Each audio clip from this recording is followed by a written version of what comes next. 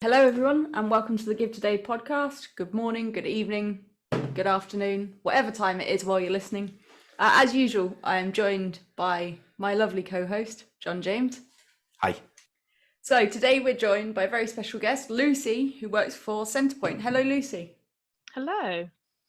Thank you for joining us. Maybe for those of the listeners that don't know Centrepoint, maybe you could do a bit of an introduction about Centrepoint and your role there. Sure. So Centrepoint help vulnerable young people aged between 16 and 25 who are experiencing homelessness or worried about becoming homeless across the UK. So these young people are often rough sleepers, care leavers, or sofa surfers. At Centrepoint, when young people join us, we provide accommodation, but we also teach valuable life skills and we help young people tackle physical and mental health issues and also help them get into education and employment. On top of all of this, we also have the Centrepoint Helpline, which offers advice and guidance to anyone in England who is aged between 16 and 25 who are currently homeless or at risk of homelessness. And at Centrepoint, my role is within the fundraising team. So I work directly with our supporters, basically helping them in any way that we can when they're putting on their own fundraising activities and just helping them raise as much as possible. So obviously, as you say, Centrepoint being a youth homelessness charity, how do your services differ to those of an adult homelessness charity? So we know that intervening early to prevent young people becoming homeless can end the cycle completely. Once a young person is in the cycle, it can be quite hard to break it. So we have to make sure they get the right support at the right time in order to be able to leave homelessness behind for good. So that is why we provide more than just a safe space to stay. And that's also why we offer young people support in getting the life skills and the training that they need in order to find work and live independently. And it's also why we provide counselling and other services focusing on their physical and mental health. The most important thing we can do is to provide early intervention and also to break the cycle. So what projects are you currently working on at your Manchester location and what's coming up in the future? So we're campaigning to raise the amount of universal credit for under 25s, as for some reason it's lower than the rate for those over 25. So even though they're paying the same amount for their rent, their bills and their living costs, the amount that they're receiving for universal credit is not the same given their age. So the policy team are working with Centrepoint residents to conduct research into universal credit to prove the impact of the lower rate is not viable for under 25s. I think it's also the same with minimum wage. The minimum wage for, is it under 21s now, I think, is lower than minimum wage for everyone else. It's like this presumption that somehow because you're a younger person, you can stay with family, that you're more willing to be in a massive house share where your bills are lower. And it just doesn't really fit with the fact that actually young people have so much to give to the economy, to the people they work with. Yeah, it doesn't balance out. Exactly. So if you're in a situation where you aren't able to stay at home, like you say, regardless of your age, you know, if you're 19 years old, you've still got to pay for all the same things that a 25-year-old would be paying for. And you don't have that fallback. You don't have the family you can go to for extra money to help you do so. So yes, universal credit and the minimum wage are definitely two big things that will help those under 25. Absolutely. So our second project is our Greater Manchester Future Foundations, which is our vision to transform our city centre building in Manchester's Northern Quarter. And this will be to provide a safe, welcoming and inspirational environment for young people to grow and to help them leave homelessness behind for good. And to complete this project, we're currently aiming to raise £1.4 million to transform this building. Obviously, what we try and focus on with our podcast and when we speak to people is focusing on some of the success stories and the people that have gone through the systems and at the end of it come out and are living better lives. Is there any sort of success stories that come to mind that either you or your colleagues have witnessed firsthand? So we do have quite a lot of success stories, as you can imagine, but the main one would be through our Centrepoint University bursary scheme, which helps young people get through university so that they aren't facing any financial barriers when they're trying to access education. So we'll financially support them with things like books, travel, food, and their living costs whilst they're there. So we support young people like Bethany, who is currently studying at London School of Economics, and the bursary scheme is helping pay for her laptop and also for her childcare while she's studying. So those are the sort of things that it covers. And of course, we have many young people currently on the scheme who are due to graduate this year and will be moving on to great things. Yeah, brilliant. One of the things that we've noticed a lot when asking that question is people tend to go on and help the services that helped them, which is a really great thing as well. And I think especially with everything that's happened over the last year, I'm sure those students particularly appreciated the help, because Yeah, I can't even imagine having to go through that and have financial worries and wondering what you're going to do when you graduate, when the job market's so unclear coming out the other end. So I'm sure that has been particularly needed for those people. So that's really great. absolutely. Yeah, definitely. And even if we can just help them get over those financial barriers, that's one thing that's not holding them back anymore. So it does make a really big difference to give them the same level, the same playing field as any other young person their age. Yeah, I mean, so with you saying there about the examples of people going on and doing the London School of Economics and those kind of things, that's sort of not in keeping with what people have in their mind of people who've gone through homelessness charities. What are some of the myths that you would like to dispel and put right in people's minds about their perceptions of youth homelessness? So there are probably two big ones. So the first would be that often the stereotypes of homeless people imply that they're in that situation by choice or by their own wrongdoing. But all of the homeless young people we hear from that are homeless they've just been born into an unfortunate situation, or they've had a family breakdown. Family breakdown is the top reason why young people come to Centrepoint, and that is by far the top reason why young people come to Centrepoint. So Yeah. that is kind of one of the main myths that we'd like to put to right. The other one is that homelessness means so much more than just sleeping rough on the streets, and this is particularly key with young people. As young people have such a good support network, they'll have friends, people at school, they've still got other family members they can speak to. They just have a much wider network, so they'll often sofa surf. So that is where a lot of the young people we support, that's the kind of background they've come from. But they could also be sleeping on night buses. A lot of them find shelter in 24-hour cafes. They could just stay awake all night. You can't even imagine, school's hard enough. Yeah. And trying to then concentrate at school when you don't have a stable home situation, when you might not know where you're going to sleep that night, or even going through, I imagine the emotions involved in a family breakdown.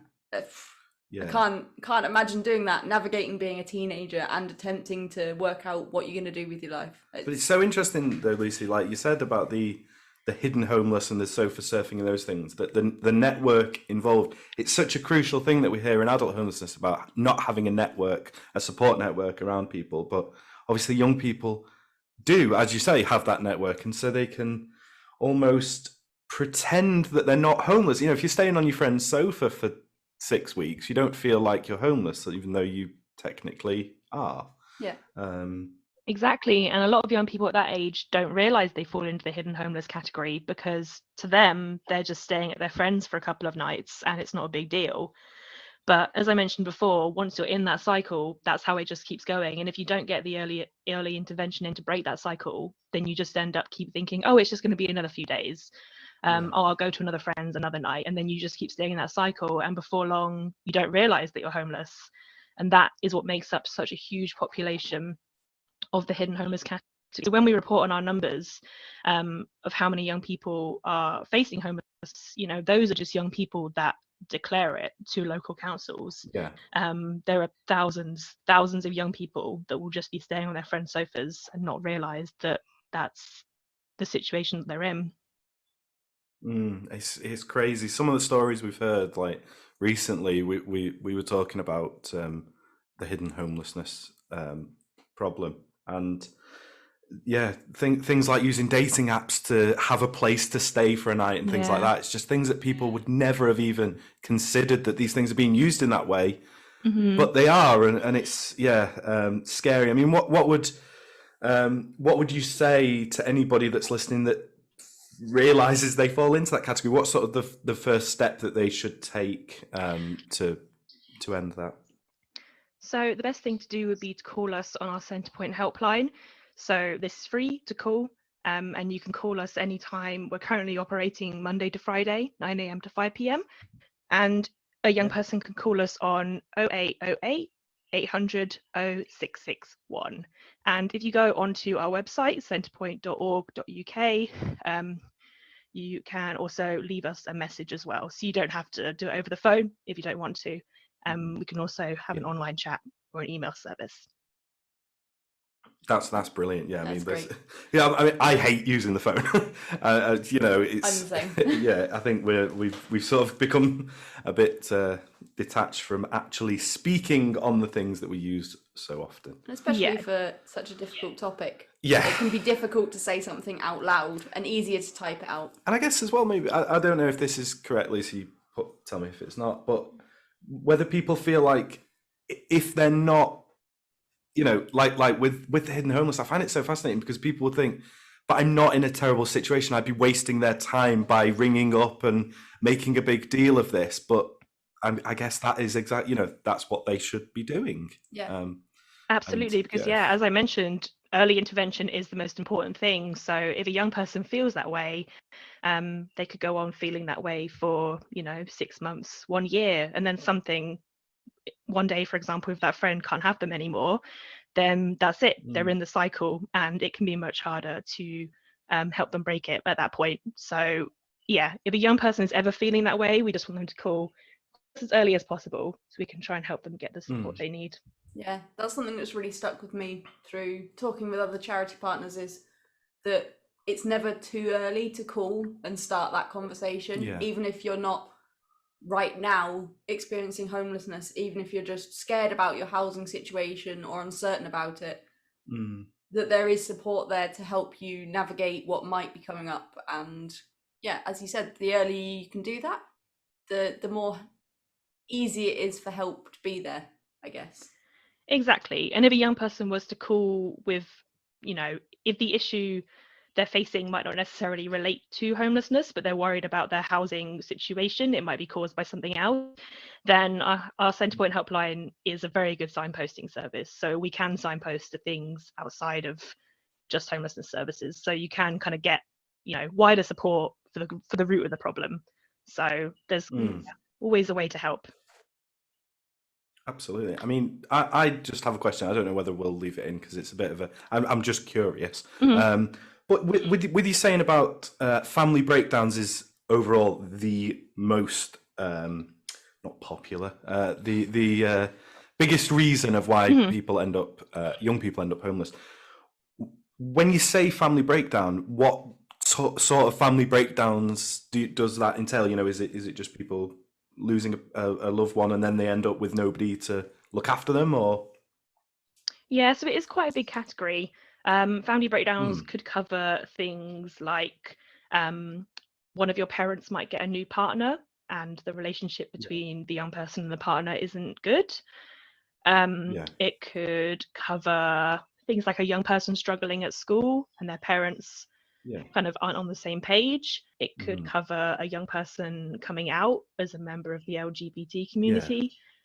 Their parents don't accept that. It could cover a young person falling pregnant and their parents don't want them living at home whilst they're pregnant. It covers a huge range of things. So that's probably why it is the top one, because it is such a wide category. But within that, it's still kind of the same root. It's the same root of the problem, is that the parents don't feel they want to have the young person in the house anymore. So unbelievable. That is just that your daughter can fall pregnant and you go, right, I know where the best place for her is. Just unbelievable. My goodness me. But there's something in that in terms of it's not just about having a roof over your head, it's about having a stable roof over your head where you can trust that is your home and you're welcome there at all times. Absolutely, Bryony, sorry, that is, it's not always, I suppose, the parents that say get out, it's that they feel like they shouldn't be in that situation anymore and have to leave. Yes, definitely. If the young person feels like they don't belong in their family kind of home at that point, then it could also be up to them to make that decision. So it does go both ways. final question. Now, we obviously love partnering with charities across the country, and Centrepoint we also love supporting. And you guys have a donation shop with us where people can go and purchase things that can help you out. What can people go on and purchase for you via your Give Today donation shop right now?